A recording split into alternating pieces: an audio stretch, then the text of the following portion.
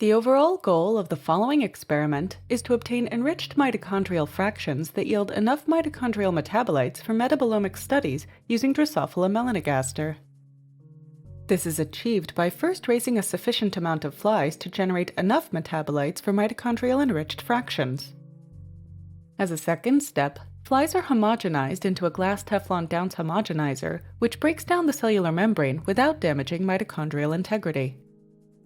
Next, homogenists are subjected to differential centrifugation in order to generate enriched mitochondrial samples. The results show that pronounced mitochondrial metabolic changes were detected using this protocol, which were undetected using whole fly-based metabolomics analysis on mitochondrial enriched fractions and whole animal extracts.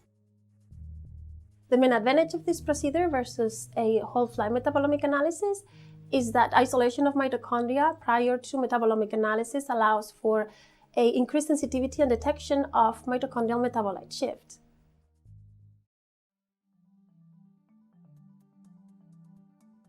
To begin the experiment, heat the fly food ingredients on a hot plate at 90 degrees Celsius.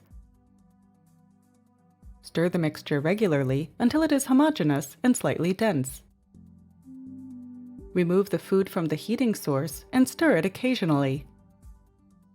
When the food cools down to 80 degrees Celsius, add 0.2% Ticacept methyl 4-hydroxybenzoate dissolved in 95% ethanol. Next, split the food into 2 equal volumes.